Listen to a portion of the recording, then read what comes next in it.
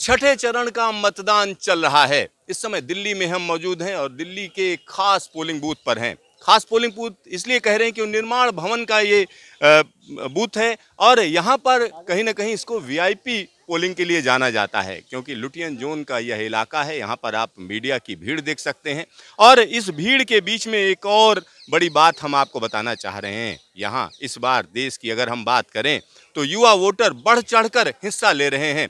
दिल्ली की अगर हम बात करते हैं तो दिल्ली के इस बूथ पर जो पहली युवा वोटर हैं या महिला वोटर हैं, उनसे हम आपको मिलवा रहे हैं सीधा सीधा। क्या नाम है आपका? रुचि कुमारी। तो रुचि जी, सबसे पहले आपने वोट डाला? जी सर, मेरा फर्स्ट वोट है। यहाँ कहाँ रहते हैं आप? मैं 11 अशोका रोड में रहती हूँ। क्या करते हैं? मैं एक स्टूडेंट हूँ। स्टूडेंट हैं। जब आप वोट डाल रहे थे और वो भी फर्स्ट फीमेल वोटर बन गए, तो आपके दिमाग में क्या आया?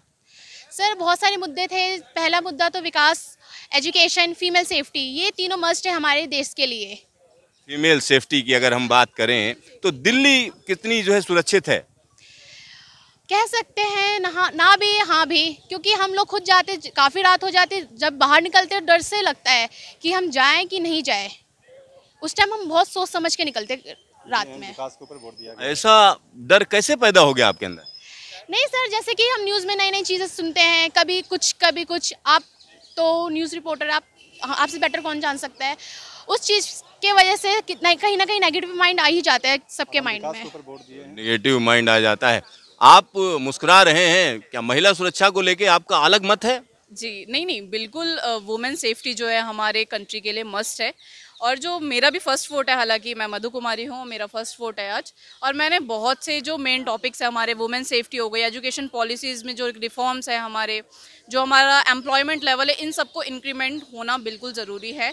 ये जब चीज़ें एनहेंस होंगी, हमारा जो देश है ऑटोमेटिकली ही वो डेवलपमेंट की ओर चलता चला जाएगा। अच्छा, इस बार जो चुनाव के मुद्दे हैं उसमें यह भी कहा जा रहा है कि एक जो सत्ताधारी दल है वो कह रहा है कि 400 पार, और कहीं ना कहीं संविधान में बदलाव की बात विपक्ष कह रहा है। क्या कहेंगे?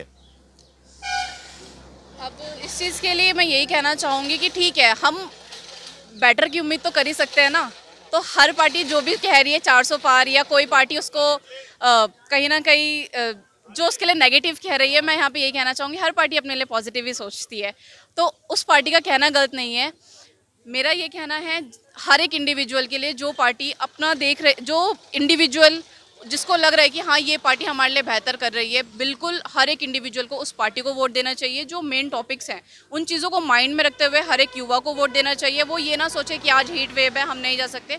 हर एक युवा को अपना वोट देना चाहिए, क्योंकि एक वोट हमारे कंट्री का फ्यूचर बदल सकता है। अच्छा, इस बार मतदान कहीं ना कहीं कम रह रहा है, लोग झिझक रहे हैं या निकल नहीं रहे हैं। खासतौर पर दिल्ली की जब हम बात कर रहे हैं तो दिल्ली में अगर हम देखें तो ऐसा वोटर है जो अर्बन वोटर है, कहीं ना कहीं इस तरीके की मौके को छुट्टी के तौर पर मानता है और यहाँ से निकल लेता है। क्या कहेंगे उनके लिए? इस चीज़ के लिए यही बोलना चाहूँगी कि इस चीज़ को वो माइंड से निकाल दे कि ये निकलना है, क्योंकि आप अल्टीमेटली ये सोचिए कि 5 साल में एक बार आता है और ये पूरे दिन की भी नहीं, कुछ चंद घंटों की बात होती है। और आप अगर उसमें भी सोच रहे हैं, फिर आपसे बेकार इंसान भी कोई नहीं है।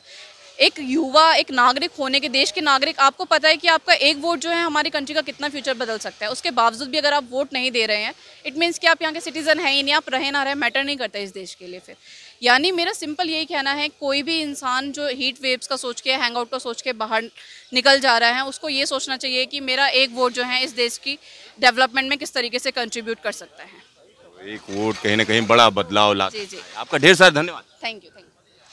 कैमरामैन शकील अहमद के साथ सिद्धार्थ, न्यूज स्टेशन, दिल्ली।